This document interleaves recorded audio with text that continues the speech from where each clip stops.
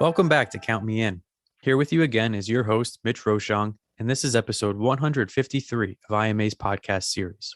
In today's conversation, you'll hear about leadership needs that relate to hybrid or remote teams as you listen to my co-host Adam speak with CEO, advisor, and speaker Heather Polivka. Heather founded Heather P Solutions to work with progressive leaders of small and mid-sized businesses to accelerate revenue growth by creating work environments where people thrive. Keep listening to hear her discuss the evolution of business, leadership styles, and how to overcome the challenges associated with each.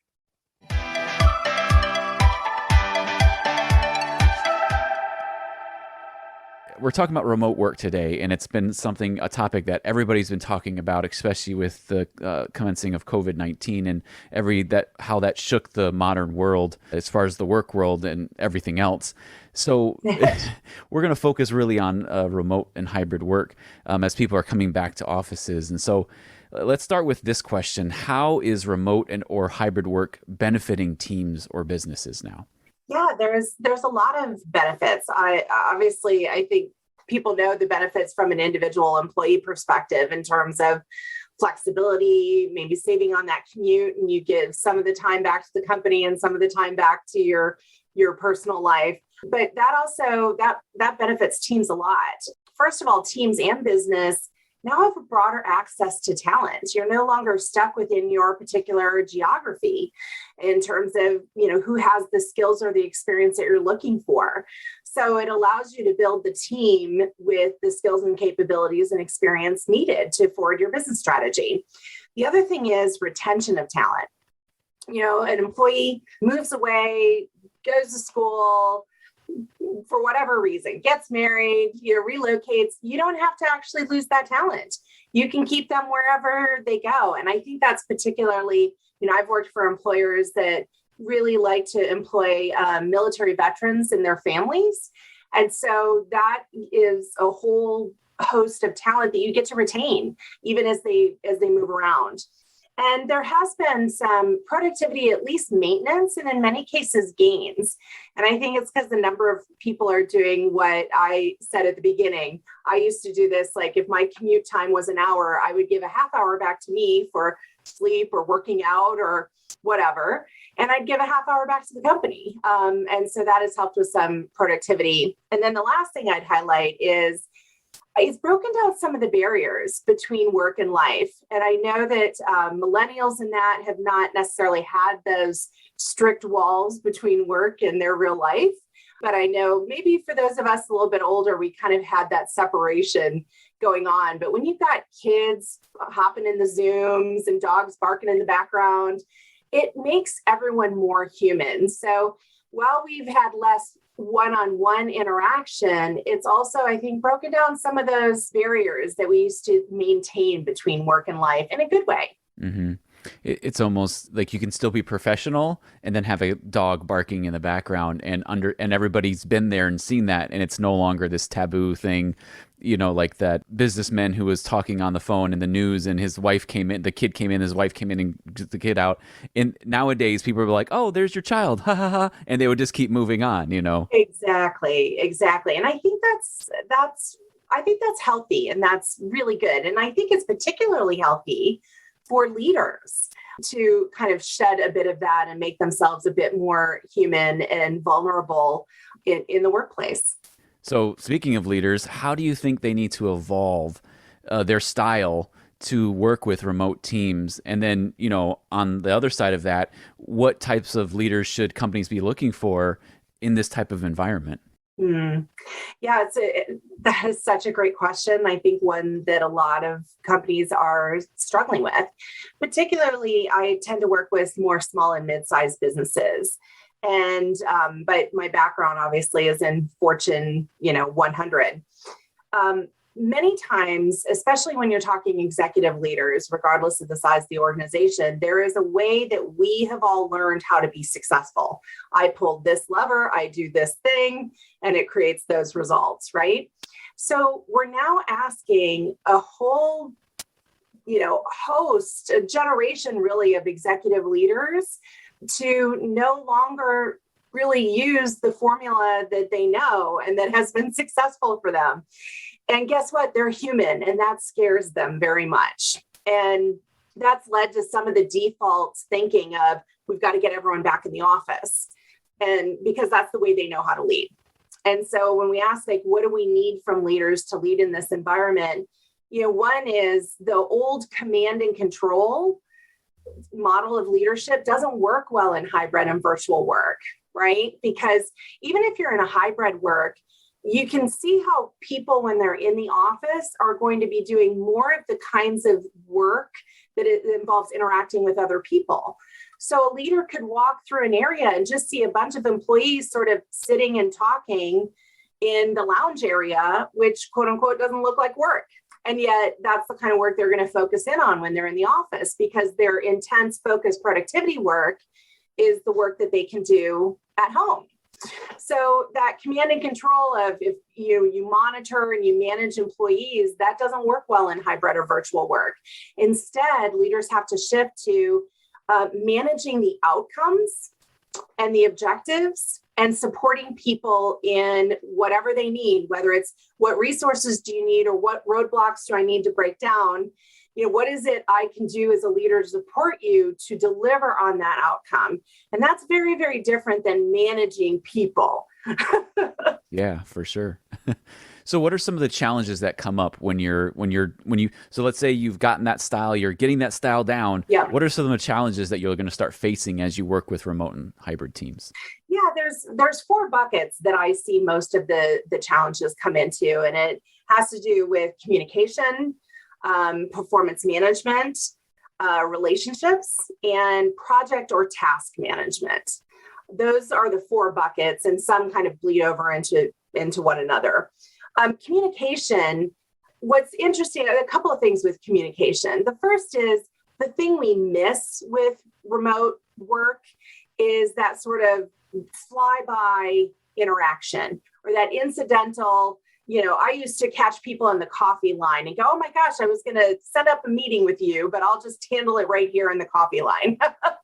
You don't get that necessarily when you're working with remote work. So it requires a little more, either it requires more technology, it requires more intentionality, but there are ways to do it. I've seen groups set up collaboration sessions where we're all going to log on and think about this problem and brainstorm. And it's just a working kind of collaboration session. I've seen very successfully used what's called co-working sessions, where you set up like a 2-hour block for a whole team.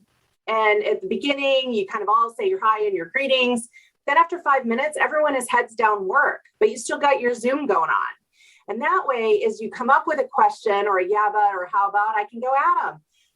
This thing, do you know where that is? And you can give me that quick update. And we can do that. And so we're still getting work done, but we're allowing for some of that more informal, quick touch base. And then another thing to kind of take us all back to our, college days is the professor's office hours. The whole team could have office hours. It could be an hour a day each day. And that's a time that, you can informally grab anyone, real quick on, text or phone or Zoom or whatever to get a question answered. So that's another way to bring more of that informal communication into remote and virtual environments.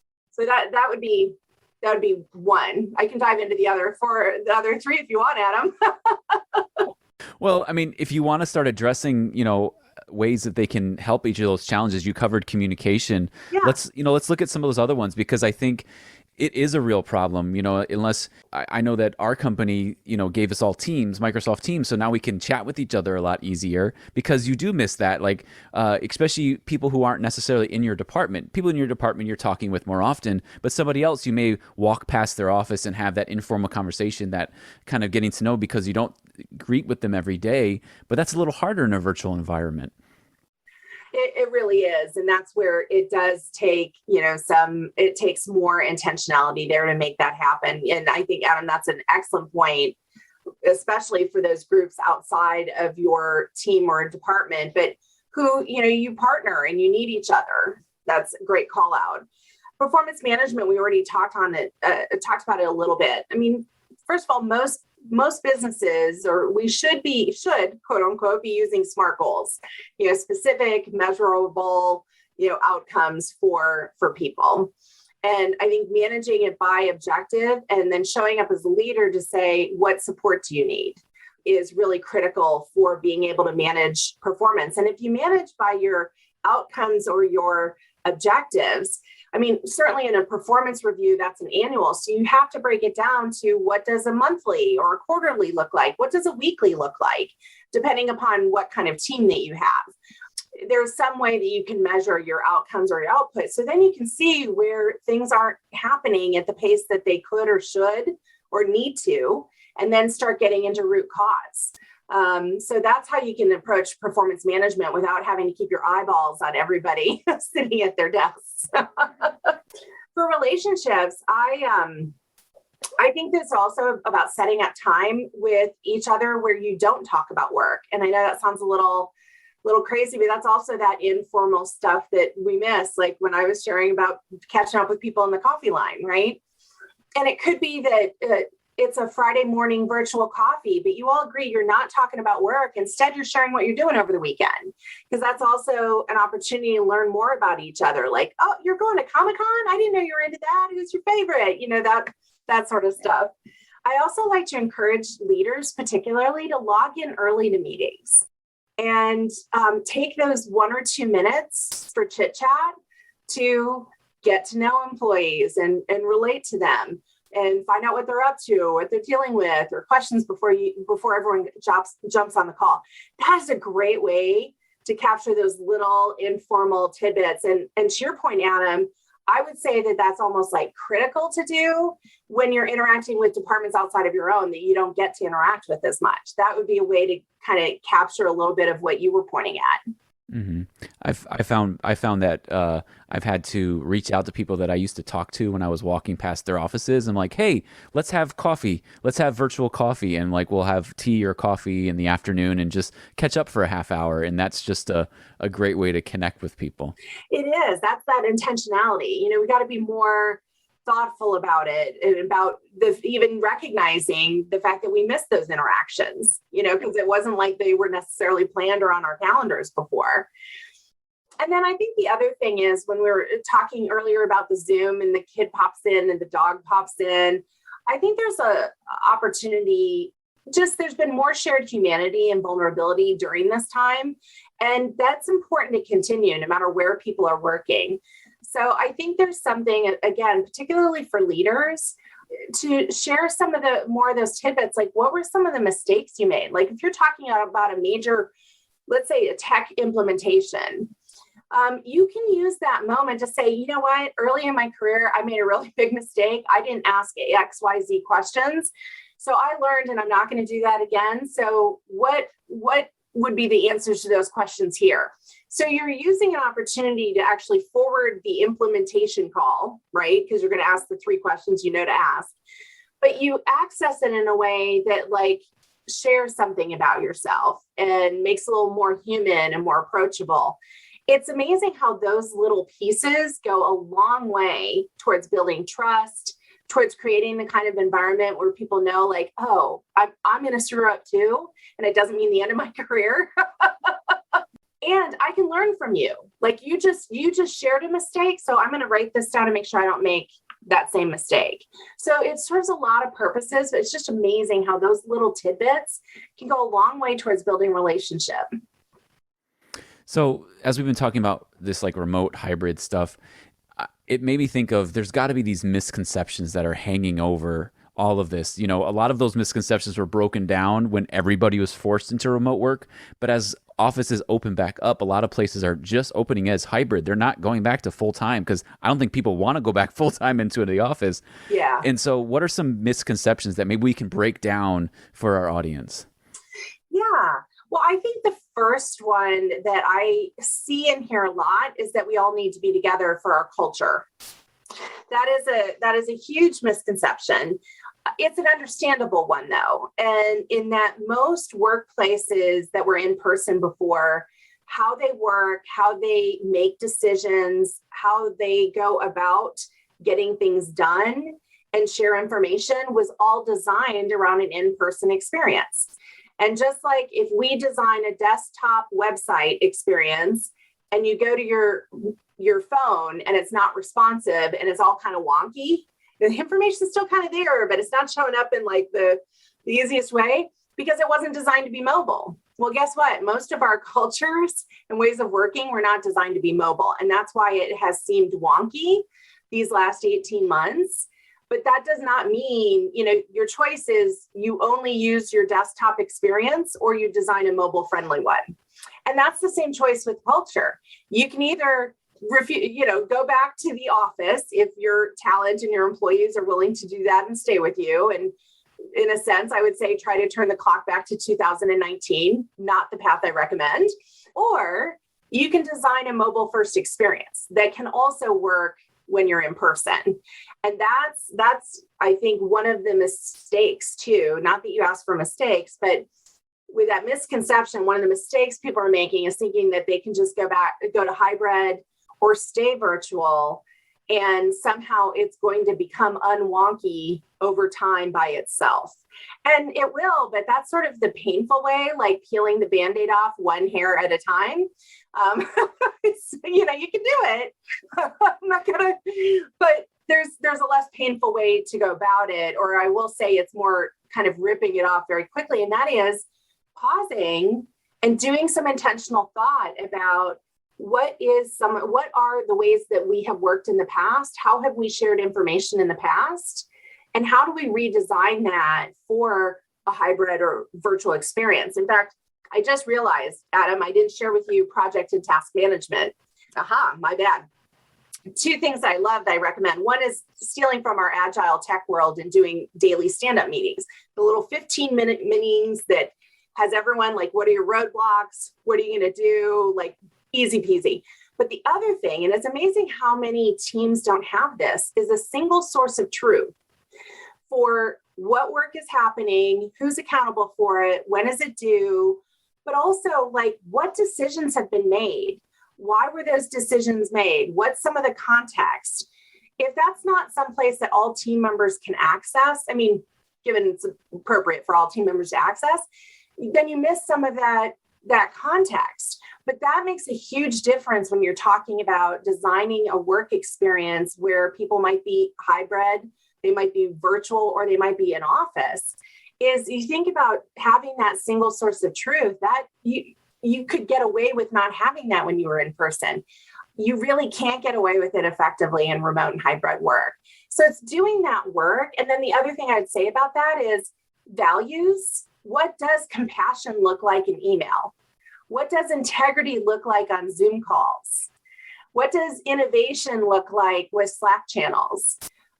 And I know it's sort of like, I hadn't thought about it that way. But if businesses have defined their values and their behaviors that they want to perpetuate in their organization, they have to do that work to think about how those values show up in the channels and the ways that we're going to work in a remote and hybrid work, because that'll make it much easier. Like maybe it's okay to have short little messages in Slack and you don't have to say good morning or hope you had a nice weekend.